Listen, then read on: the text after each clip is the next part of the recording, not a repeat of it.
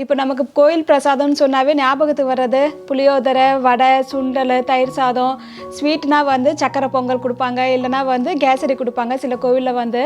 ஆனால் வந்து சிதம்பரத்தில் இருக்கிற நடராஜர் டெம்பிளில் வந்து கல்கண்டு பொங்கல் கொடுப்பாங்க. அது ரொம்ப ஸ்பெஷல் அந்த கோவிலில் வந்து. இப்போ நம்ம கல்கண்டு பொங்கல் எப்படி செய்கிறதா உங்களுக்கு செஞ்சு காட்ட போகிறேன்.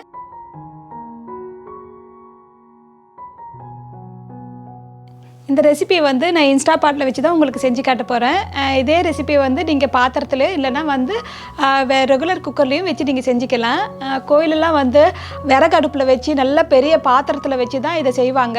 அங்கே வந்து நல்ல வாழை இலையில் வந்து நெய் மணக்க அந்த சுட சுட வந்து கல்கண்டு பொங்கல் கொடுப்பாங்க. ரொம்ப நல்லாயிருக்கும். இப்போ அதே மாதிரி தான் கோயிலில் கிடைக்கிற மாதிரியே நம்ம டேஸ்டான கல்கண்டு பொங்கல் நம்ம எப்படி செய்யலான்ட்டு இந்த வீடியோவில் பார்க்கலாம்.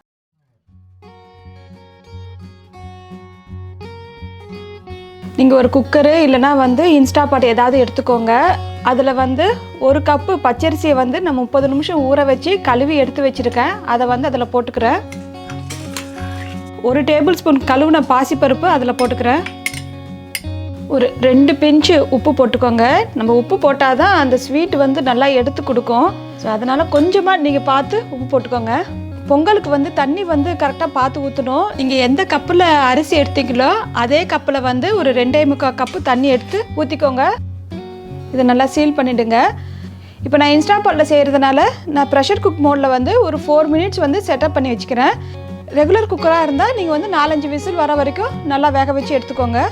பொங்கல் வேகிற நேரத்தில் வந்து நம்ம வந்து முந்திரி திராட்சையெல்லாம் வறுத்துக்கலாம். அதுக்கு வந்து ஒரு 4 டேபிள் ஸ்பூன் நெய் எடுத்துக்கோங்க.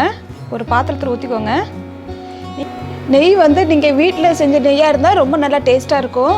கடையில் நீங்கள் பட்டர் வாங்கிட்டு அதை நீங்கள் நெய் ஊறுக்குனா நல்லா டேஸ்ட்டாக இருக்கும். நான் வீட்டில் பண்ண நெய் தான் இதில் ஊற்றிருக்கேன். நெய் கொஞ்சம் சூடானதும் உங்களுக்கு தேவையான அளவு திராட்சை போட்டுக்கோங்க.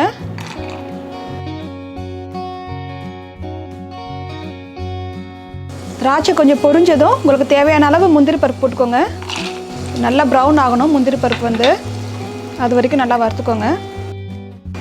பாருங்கள் முந்திரி பருப்புலாம் நல்லா ப்ரௌன் ஆகிடுச்சு. ஸோ இந்த அளவுக்கு நீங்கள் வறுத்து எடுத்துக்கணும். நல்லா வாசனையாக இருக்குது, நெய் வாசனை முந்திரி பருப்பு வறுத்தது வந்து. ஸோ இதை இப்போ நம்ம தனியாக எடுத்து வச்சுக்கலாம். இப்போ ஒரு கிண்ணத்தில் வந்து ஒரு 2 டேபிள் ஸ்பூன் பால் எடுத்துக்கோங்க. அதில் வந்து இந்த அளவுக்கு குங்குமப்பூ வந்து போட்டு கலக்கிக்கோங்க. ஒரு 1/4 ஸ்பூன் இருக்கும் இது. ஸோ இது நல்லா கலக்கி ஊற வச்சுடுங்க. நீங்கள் வந்து இது இந்த மாதிரியும் பண்ணலாம், இல்லைனா டைரெக்டாகவும் நீங்கள் பொங்கலில் போட்டு செஞ்சுக்கலாம். டைரெக்டாக போட்டால் கொஞ்சம் நேரம் எடுக்கும் கலர் வர்றதுக்கு. இந்த நம்ம பாலில் ஊற வச்சுட்டா கொஞ்சம் ஈஸியாக இருக்கும், கலர் சீக்கிரமாக வந்துடும். ஸோ இது தனியாக வச்சுக்கலாம். இப்போ வந்து நல்லா சாதம் வெந்திருக்கும். எனக்கு ப்ரெஷரெல்லாம் போயிடுச்சு. இப்போ திறந்து பார்க்கலாம். பாருங்கள் நல்லா குழஞ்சி வெந்திருக்கு. ஸோ இதை வந்து நல்லா மேஷ் பண்ணிக்கணும். நீங்கள் வந்து இந்த மாதிரி கரண்டி இல்லைன்னா மத்து இருக்கும்ல அதை வச்சு கூட நல்லா வந்து மேஷ் பண்ணிக்கோங்க. இந்த மாதிரி நல்லா மேஷ் பண்ணி எடுத்துக்கோங்க. சாதம் வந்து தெரியக்கூடாது, நல்லா குழஞ்சி இருக்கணும். ஸோ அப்போ தான் வந்து நல்லாயிருக்கும் பொங்கல். நீங்கள் குக்கரில் செஞ்சுருந்தா இப்போ வந்து ஸ்டவ் ஆன் பண்ணிக்கோங்க. நான் வந்து இப்போ ஐபி வந்து ஆன் பண்ணிக்கிறேன். சாட்டை மோடில் போட்டுக்கிறேன். இப்போ இதில் வந்து கல்கண்டு போட்டுக்கலாம். நீங்கள் எந்த கப்பில் அரிசி எடுத்தீங்களோ அதே கப்பில் 2 மடங்கு நீங்கள் போட்டுக்கோங்க. ஸ்வீட் கொஞ்சம் கம்மியாக சாப்பிட்றீங்களா இருந்தால் கொஞ்சம் கம்மி பண்ணிக்கோங்க. இதை நல்லா மிக்ஸ் பண்ணிவிட்டு இதை வந்து ஸ்டவ் வந்து லோ ஹீட்டில் வச்சுடுங்க. நல்லா மெல்ட் ஆகிடும் அந்த ஹீட்லேயே வந்து.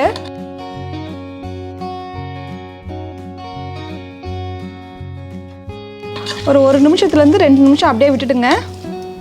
இதை பாருங்கள் அப்படியே இந்த ஹீட்லேயே லைட்டாக மெல்ட் ஆகிட்டே இருக்குது பாருங்கள். அப்பப்போ மிக்ஸ் பண்ணி விடுங்க. ஸோ கீழே ஒட்டாமல் வரும். இப்போ பாருங்கள் கல்கண்டெல்லாம் நல்லா கரைஞ்சிடுச்சு. நம்ம கல்கண்டு கரையிற அளவுக்கு ஸ்டவ்வில் வச்சுருந்தா போதும். இப்போ நல்லா கரைஞ்சிடுச்சு. நான் இப்போ ஆஃப் பண்ணிடுறேன் ஐபியை வந்து. கல்கண்டு போட்டால் கொஞ்சம் லிக்விட் ஆகிடும், பட் கரெக்டாக இருக்கணும். கொஞ்சம் ஆறுனா வந்து கரெக்டான பதம் வந்துடும்.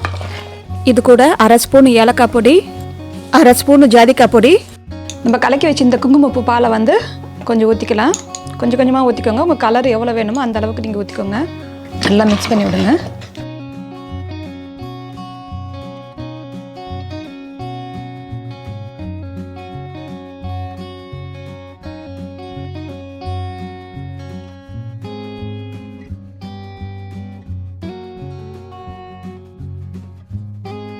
இப்போ ஸ்டவ் ஆன் பண்ணிக்கோங்க. ஹீட்டை வந்து ரொம்ப லோவாக வச்சுக்கோங்க.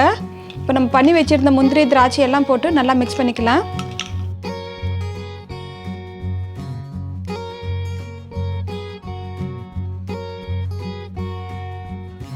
நல்லா வாசனையாக இருக்குங்க. இந்த நம்ம நல்லா ஃப்ரெஷ்ஷாக பண்ண நெய் வாசனை நல்லா கமன்ட்டு இருக்குது.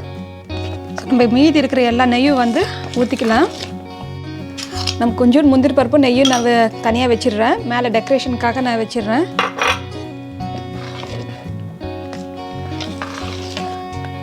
இதை வந்து ஒரு 2 நிமிஷம் அப்படியே லோ ஹீட்டில் வச்சுடுங்க. அப்போ தான் வந்து நெய்யெல்லாம் வந்து நல்லா மிக்ஸ் ஆகி பொங்கல் கூட மிக்ஸ் ஆகிட்டு நல்லா பிரிஞ்சு வரும். நல்லா வாசனையாக இருக்கும். பாருங்கள், ஒரு 2 நிமிஷம் ஆகிடுச்சு. நெய்யெல்லாம் கொஞ்சம் அப்படியே நல்லா பிரிஞ்சு வந்துடுச்சு பாருங்கள். ஸோ இப்போ நம்ம வந்து வேறு பவுலில் ட்ரான்ஸ்ஃபர் பண்ணிக்கலாம்.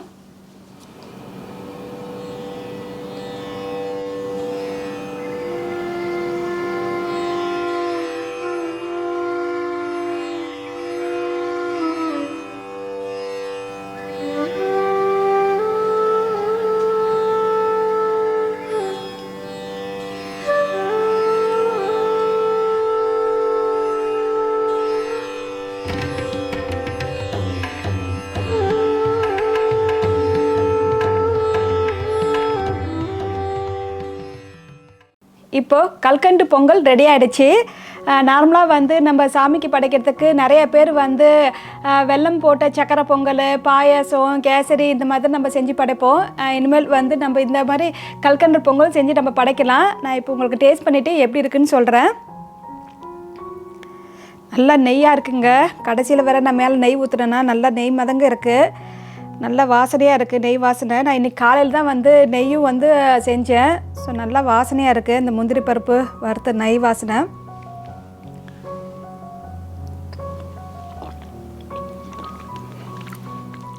நல்லா சூப்பராக நல்லா டேஸ்ட்டாக இருக்குங்க.